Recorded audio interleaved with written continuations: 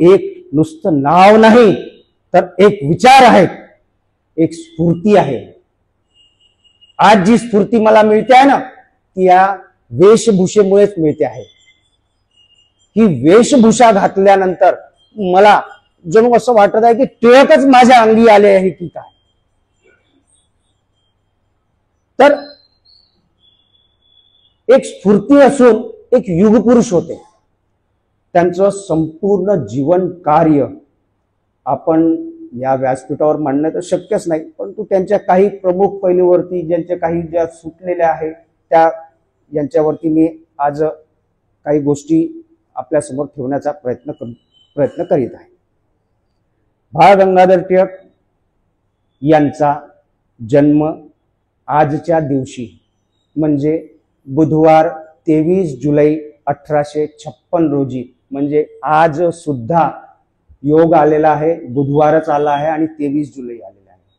1856 रोजी सुद्धा बुधवारच होता आणि आज माझा 1947 स्वातंत्र्य झालेला त्या दिलेल्या माणसाने आपल्याला जे स्वातंत्र्य देण्यासाठी झटले टिळकांचा आज जन्मदिवशी सुद्धा बुधवार आहे आणि मला योग मिळणे हा एक योग आहे.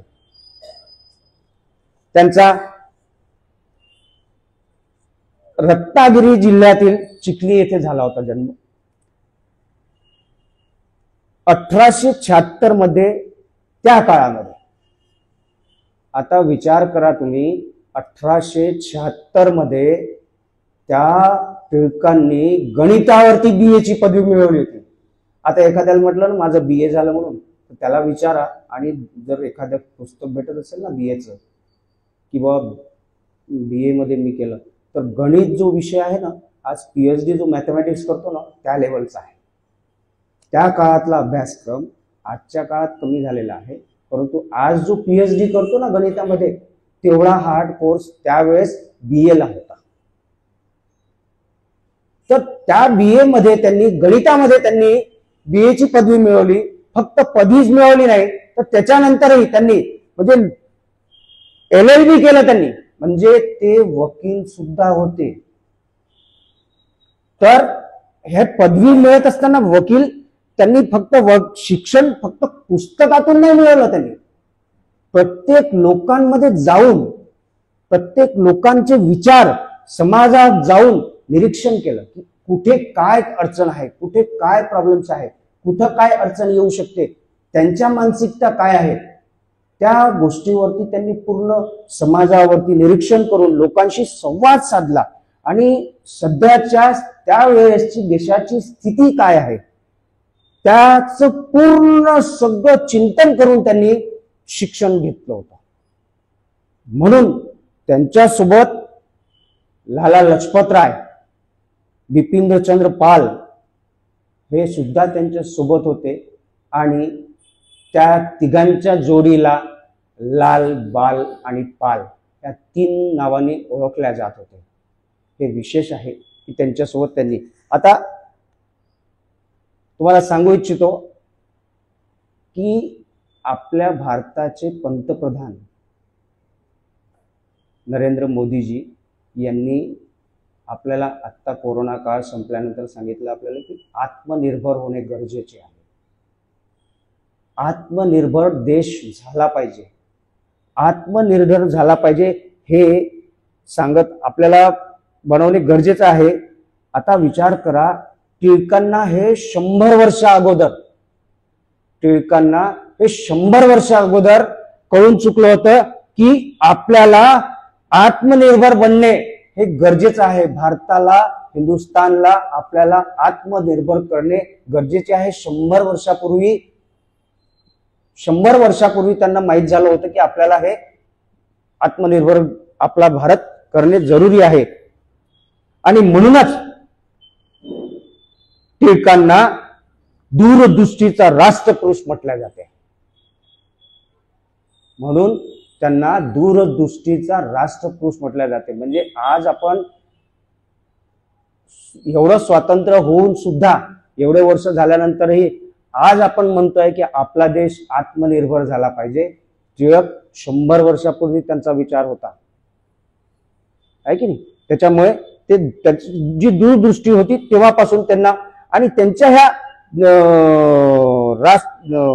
राष्ट्रभक्तीमुळे आणि समाजाला राष्ट्राला जागृत करण्यासाठी त्यांनी शिक्षणासारखं दुसरं प्रभावी उपक्रम नाही. शिक्षणासारखं दुसरं प्रभावी उपक्रम नाही म्हणून त्यांनी आपले मित्र गोपाळ गणेश आगरकर आणि विष्णू शास्त्री चिपळूणकर या दोघांना हाती घेऊन यांच्यासोबत 1880 मध्ये पुण्याला एक शाळा सुरू केली. आज आपण म्हणतो ना, पुण्याला मला ऍडमिशन घ्यायची आहे, मला ऍडमिशन भेटत नाही, अशा न्यू इंग्लिश स्कूलची स्थापना केली त्यांनी. या शाळेचा उद्देश भारतीयांच्या विद्यार्थ्यांना आधुनिक शिक्षण देऊन त्यांना आत्मनिर्भर कसं बनवावं यासाठी प्रचंड मेहनत घेतली त्यांनी, की बा आपला भारताचा विद्यार्थी हा आत्मनिर्भर कसा होईल याच्यावरती त्यांनी प्रचंड मेहनत घेतली. आणि त्यानंतर लगेच 4 वर्षानंतर त्यांनी पुण्याला डेक्कन एज्युकेशन सोसायटीची स्थापना केली. डेक्कन एज्युकेशन सोसायटीची स्थापना केली आणि लगेच त्यांना त्याचा अनुभव असा यायला लागला की अरे, आपल्याला ही शाळाही कमी पडते आहे, डेक्कन आपण एज्युकेशन सोसायटी कमी पडली, आपल्याला याच्यातही विद्यार्थी कमी पडत आहे, विद्यार्थी एवढे जास्त होत आहे की आपल्याला त्याच्यासाठी. तर मग त्यांनी लगेच 1 वर्षानंतर पुन्हा आज जे म्हणताय ना, माझा पोरगा कुठे आहे, अरे फर्ग्युसनला आहे. कुठे फर्ग्युसन, पुन्हा पुन्हा.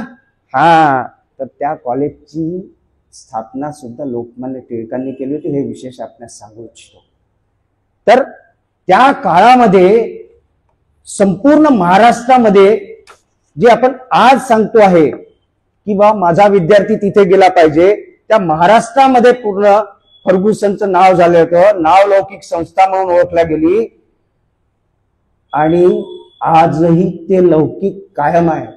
हे विशेष 100 वर्ष झाले तरी त्यांचे संस्थेचं नाव आजही इतकं लौकिक आहे की मोठे मोठे पर्सेंटेज किती असो, पर्सेंटेज जास्त असेल तरच तिथे नंबर लागतो, अदरवाईज लागत नाही. कितीही हुशार असो, कितीही त्याचे पालक पैसेवाले असो, कितीही उच्च पदावर असो, ते बाहेरच उभे राहून त्यांना वाट बघावी लागते आणि प्रवेशासाठी त्यांचा जर नंबर लागला तरच त्यांना आतमध्ये येऊ दिला जाते. ही त्यांनी स्थापन केलेल्या तिथल्या पुण्यातल्या त्या सोसायटीची ही खास तुम्हाला याच्यासाठी की बा शिक्षण कार्य केवळ व्यवसाय म्हणून नाही पाहिला त्यांनी की बा आपण 3 सोसायट्या काढल्या, याच्याकडून एवढे पैसे घे, त्याच्याकडून तेवढे पैसे घे, त्याच्याकडून हा त्यांनी मेरिट बेस नाही, त्यांनी पहिले विचार केला विद्यार्थी कसा आहे, विद्यार्थ्यानुसार त्यांनी बरोबर नियोजन करून प्रवेशासाठी त्यांना बरोबर प्रवेश दिले, कुणावरही अन्याय होऊ दिला नाही. त्यांना गुणवत्तापूर्ण शिक्षणाचे महत्व त्यांना माहित होतं की बा शिक्षण विषयक विचारदृष्टीचे होते, त्यांना गुणवत्तापूर्वक शिक्षण कसं द्यायचं हे त्यांचं महत्व त्यांना माहित होतं. या संस्थांमधून त्यांनी अनेक देशभक्त आणि विद्वान विद्यार्थी घडवले, ज्यांनी पुढे देश प्रगती मोलाचे योगदान दिले. टिळकांच्या शिक्षणाकडे पाहण्याचा दृष्टिकोन हा जो होता तो अत्यंत दूरदृष्टीचा होता. त्यांचं म्हणणं असं होतं की शिक्षण हे वाघिणीचे दूध आहे आणि जो पिल तो गुरगुरल्याशिवाय राहणार नाही. त्यांचं असं एकदम प्रचंड मत असं होतं की बाबा ते टिळकांनी फक्त केवळ शिक्षण क्षेत्रात नाही तर त्यांनी मग पत्रकारिता सुद्धा त्यांनी म्हणजे पेपर सुद्धा त्यांनी पेपरच्या माध्यमातूनही पुन्हा राष्ट्र जागृतीचे प्रयत्न त्यांनी महान कार्य केलं होतं. 1881 मध्ये त्यांनी केसरी आणि मराठा असे 2 वर्तमानपत्र चालू केले. केसरी हे मराठीमध्ये होतं आणि इंग्रजीमध्ये मराठा हे वृत्तपत्र त्यांनी पुण्यामध्ये सुरू केलं होतं. केसरी वृत्तपत्रातून त्यांनी ब्रिटिश सरकारच्या धोरणावरती सडेतोड टीका केली होती, सडेतोड. आणि जनतेमध्ये राष्ट्रवादाची प्रचंड अशी भावना जागृत केली होती की त्यांचं लेखन जे होतं अत्यंत ओजस्वी आणि प्रभावी होतं. आणि त्याच्यामुळे काय झालं, त्यांच्या विचारांना प्रवृत्त होत होते लोक, एवढे प्रवृत्त होत होते. केसरीमधील अग्रलेखामुळे ब्रिटिश सरकार अक्षरशः हादरून गेलं होतं. त्यांचा लेख होता, सरकारचे डोके ठिकाणावर आहे का, राज्य करणे म्हणजे सूड घेणे नव्हे, यासारखे अग्रलेख त्यांनी पेपरमध्ये टाकल्यामुळे त्यांचा या अग्रलेखामुळे अनेकदा त्यांना तुरुंगात जावं लागलं, अनेकदा. पण त्यांनी कधीही आपल्या वृत्तपत्राची लेखणीची धार जी आहे ती कमी होऊ दिली नाही. म्हणूनच त्या टिळकांना भारतीय असंतोषाचे जनक सुद्धा म्हटले गेले.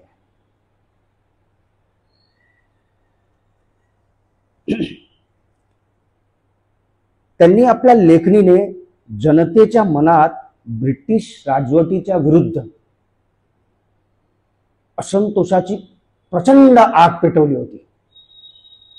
तर टिळकांना त्यांच्या जहाल विचारामुळे आणि ब्रिटिशांच्या लेखनामुळे अनेकदा त्यांना तुरुंगवास भोगावा लागला. 1908 ते 1914 या काळामध्ये त्यांना मंडालेच्या तुरुंगामध्ये शिक्षा भोगावी लागली.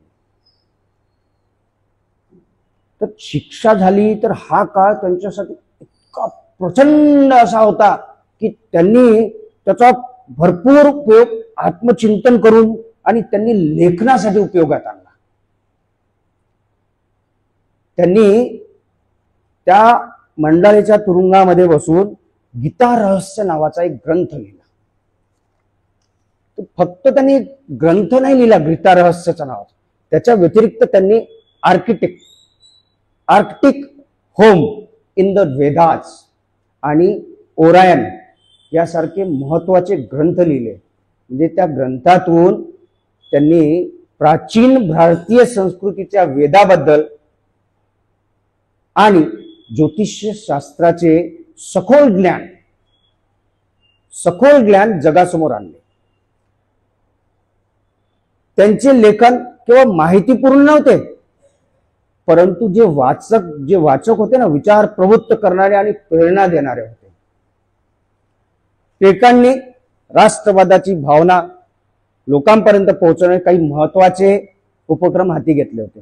त्या काळात त्यांनी ओळखलं होतं की लोकांना एकत्र आणण्यासाठी काहीतरी आपल्याला करावं लागेल. त्यांच्यात राष्ट्रीयत्वाची भावना निर्माण जागृत करण्यासाठी काहीतरी आपण करायला पाहिजे. म्हणून त्यांनी काय केलं, सार्वजनिक उत्सव म्हणून काहीतरी आपण साजरा करावा, जेणेकरून लोक एकत्रित होतील, त्यांच्यात एकजुटता निर्माण होईल. तर त्यांनी काय केलं की 1893 मध्ये सार्वजनिक गणेशोत्सव सुरुवात केली. टिळकांनी त्याला सार्वजनिक स्वरूप दिलं आणि उत्सवाच्या माध्यमातून लोक एकत्र येऊ लागली. आणि ते एकत्रच नाही येऊ लागली, तर एकत्र आल्यानंतर ते सर्व मंडळी आपल्या देशावर चर्चा करू लागली. त्या चर्चा करून त्याच्यानंतर जसं आज आपण इथे आहोत तर त्याच्यावरती देशभक्ती गीतांचा कार्यक्रम घेत आहे, कोणी व्याख्याने देत आहे, असा त्यांनी उपक्रम सुरुवात केला. त्याच्यामुळे काय झालं की ब्रिटिशांविरुद्ध भावना व्यक्त करण्याचं त्यांना एक व्यासपीठ बनून गेलं पूर्ण.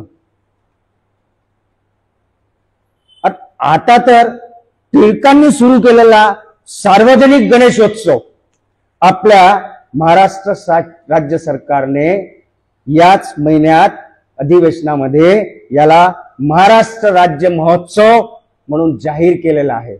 याचा मला फार अभिमान वाटतो आहे, कारण टिळकांच्या ड्रेसमध्ये आल्यानंतर आज मी उत्सव सुरू केलेला, आज त्याला महाराष्ट्र राज्य सरकारने महाराष्ट्र राज्य महोत्सव म्हणून साजरा केला, याचा मला सार्थ अभिमान वाटतो आहे. त्याचप्रमाणे त्यांनी लगेच 2 वर्षानंतर छत्रपती शिवाजी महाराजांची जयंती सुद्धा मनवायला सुरुवात केली. शिवाजी महाराज हे फक्त महाराष्ट्राचे नव्हते, तर संपूर्ण भारताचे आदर्श होते. त्यांच्या शौर्याची आणि महाराष्ट्र स्वराज्याच्या संकल्पनेची आठवण करून देऊन टिळकांनी लोकांना त्यांच्या इतिहासाची आणि परंपरेची जाणीव करून दिली. या दोन्ही उत्सवामुळे राष्ट्रीय एकात्मता वाढली, प्रचंड वाढली आणि स्वातंत्र्य संग्रामासाठी लोकांना एकवटण्यास प्रचंड मदत झाली. त्यामुळे ब्रिटिश सरकार एवढं हादरलं होतं की त्यांनी ठरवलं की आता टिळकांना अटक करावी लागते, त्यांना कुठून तरी पकडायचं. तर ते कुठंतरी कामाला आपणास माहित नसेल तर मी एक प्रसंगही सांगतो आहे की ते एका कार्यक्रमासाठी संगमनेर इथे गेले. संगमनेरला गेल्यानंतर त्यांना तिथून कुठल्या तरी मोर्चासाठी म्हणा किंवा अधिवेशनासाठी म्हणा कुठल्या तरी त्यांना पुण्याला जायचं होतं. तर पुण्याला जायचं होतं त्याच्यामुळे त्यांनी शॉर्टकट मार्ग अवलंबण्याचा प्रयत्न केला होता. तर त्यांना शिर्डी कोपरगाववरून त्यांना पुण्याकडे जायचं होतं. तर ते शिर्डीला गेले. शिर्डीला त्यांनी साईबाबांचे दर्शन घेतले आणि त्यांच्यासोबत जेवण केले. तुम्हाला त्यांचा अनुभव मी सांगतो, कदाचित बहुतेक जणांना माहीतही नसेल की टिळकांना बेसनची प्रचंड एलर्जी होती. ते बेसन खाल्ल्यानंतर त्यांना शरीरावरती लाल चट्टे यायचे, पूर्ण शरीरावरती लाल चट्टे यायचे आणि पोटात आग व्हायची, त्यांना पचत नव्हतं. पण हे टिळकांनीच माहीत होतं, परंतु हे साईबाबालाही माहीत होतं, शिर्डीच्या साईबाबांना माहीत होतं. तर टिळकांच्या मित्रांनी सांगितलं, सर साहेब तुम्ही बेसन खात आहात, पोळीसोबत बेसन, तुम्हाला त्रास होईल, आपल्याला पुण्याला जायचं आहे. तर मग कसं म्हणे, नाही म्हणे हा साईचा प्रसाद आहे म्हणे, याने काहीही त्रास होणार नाही. परंतु साईला माहीत होतं, साईबाबांना माहीत होतं की ब्रिटिश सरकार यांना अटक करण्यासाठी पुण्याच्या मार्गावरती थांबून आहे. म्हणूनच त्यांनी योग जुळवून आणला की यांना बेसन पोळी खाऊ द्यायची आणि यांना दूरच्या मार्गाने पाठवायचं. म्हणून त्यांनी मग टिळकांना सांगितलं, टिळक आता तुम्ही इथून त्वरित निघा, कारण ब्रिटिश पोलीस आपणास पकडण्याकरिता येत आहेत. त्याच्यामुळे ते निघाले तिथून. तर त्यांनी सांगितलं की टिळक तुम्ही कोपरगाव करून जाऊ नका, तुम्ही औरंगाबाद करून जा. टिळक म्हणाले, अरे बापरे, 6-7 तास उशीर होईल, कारण त्यावेळेस गाड्या नव्हत्या, त्यावेळेस बैलगाड्या होत्या, त्यावेळेस बैलबंदीमध्ये जायचे. तर त्यांना प्रचंड शिर्डीच्या साईबाबा असे काय म्हणतात हे बघ. टिळकांना माहीत होतं बघ साईबाबांनी सांगितलं तर आपल्याला जावं लागेल, तर दुरून का जायचं. तर मग त्यांनी सांगितलं साईबाबांनी की तुम्हाला बेसनाचा त्रास होणार नाही, त्यामुळेच तुम्हाला सांगतो आहे की आपण ह्या मार्गाने जा. परंतु साईबाबांना माहीत होतं की कोपरगाव मार्गावरती पुण्याकडे जाणाऱ्या रस्त्यावरती ब्रिटिश पोलिसांनी त्यांना पकडण्यासाठी सापळा रचलेला आहे. म्हणून त्यांनी टिळकांना औरंगाबाद मार्गे पाठवलं, जेणेकरून त्यांना बेसनाचा त्रासही झाला नाही आणि त्यानंतर टिळकांना बेसनाची कधीही एलर्जी किंवा त्यांना पोटात त्रास कधीही झाला नाही. हे विशेष आपल्याला सांगू इच्छितो.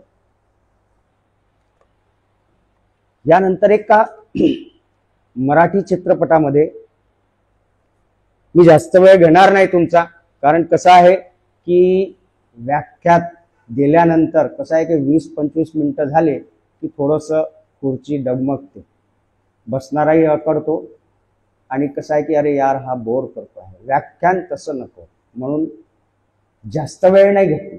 परंतु एका मराठी चित्रपटामध्ये नाना पाटेकरने शीर्षक टायटल्स असतं ना, तर टायटल जे सांगितलेलं आहे ते आपल्यासमोर, टिळक तुम्हाला विनम्र श्रद्धांजली. तुमच्या शेंगाच्या टरफळाची गोष्ट आठवली. सध्या लोक काहीही खातात आणि टरफळे इथे तिथे टाकत नाही, तर ती सुद्धा खाऊन टाकतात. काही खाल्ल्याचा कुठलाच पुरावा ठेवत नाही मागे. स्वातंत्र्यासाठी तुम्ही तुरुंगवास उपभोगला. स्वातंत्र्य भारतात आता तुरुंगवास उपभोगता येतो. मंडालेहून निघालेल्या स्वातंत्र्याचा रोड आता आर्थर रोड पाशी येऊन थांबलाय. तिथे देशद्रोहांना मिळणाऱ्या सुखसोयींचा हेवा बाहेरच्या लोकांनाही वाटू लागलाय. तुम्ही लिहिली गीता रहस्य, गीतेतील बरीच रहस्य आता नव्याने उलगडू लागली आहेत. कौरव पांडवासारखे उभीच राज्यासाठी लढत बसत नाही कोणी हल्ली, तर युती आणि आघाडी करून सत्ता उपभोगतात. आप्तस्विकीयांशी कसा लढू हा प्रश्न पडत नाही कुठल्याच अर्जुनाला. आप्तस्विकीयांशी कसा लढू हा प्रश्न पडत नाही कुठल्याच अर्जुनाला. काका भाऊ बाप मामा गुरु कोणाच्याही पाठीत सहज खंजीर खुपसतो आजचा अर्जुन. वस्त्रहरण तर नित्याचंच झालं आहे, पण कृष्णानं पाठवलेली वस्त्र कधीच पोचत नाही कुठल्याच द्रौपदीपर्यंत. टिळक आता केसरी या शब्दाचा अर्थही कळत नाही कोणाला. गर्जना करणाऱ्या कुठल्या सिंहाचा भरोसा उरला नाही. सांगता येत नाही कधी कुणाच्या टाटाखालचं मांजर बनून जाईल. चिंतन आणि हवा पालट करण्याकरिता तुम्ही सिंहगडावर जाऊन राहायचा ना टिळक. तिथली हवा सुद्धा खूप पालटली आहे. गडाच्या पायथ्याशी आता रेव पार्टी व्हायला लागल्या. सिंह तर केव्हाच गेला, गड राखणंही आता कठीण झालंय. तुम्ही सार्वजनिक केलेला गणेशोत्सव मात्र लोकप्रिय होतो आहे. तुम्ही सार्वजनिक केलेला गणेशोत्सव मात्र खूप लोकप्रिय होतो आहे. दिवसांदिवस प्रत्येक गल्ली बोळाचे स्वतंत्र राजे झाले नवसाला पावणारे. सरकारचं डोकं ठिकाणावर आहे का असा प्रश्न तुम्ही केला होता. आता सरकारचं डोकंच काय, सरकारच ठिकाणावर नसतं. सरकार अस्थिर ठेवण्याचे फायदे कळून चुकले सगळ्यांना. आजच्या तरुणांना हिंदुस्थानच्या स्वातंत्र्य लढ्याची फारशी माहिती नाही. मग कुठले टिळक आणि कुठलं काय. टिळक तुमचं पुण्य स्मरण करणारी ही आमची शेवटची पिढी बघते की काय. नाही, बहुतेक नाही, नक्कीच नाही.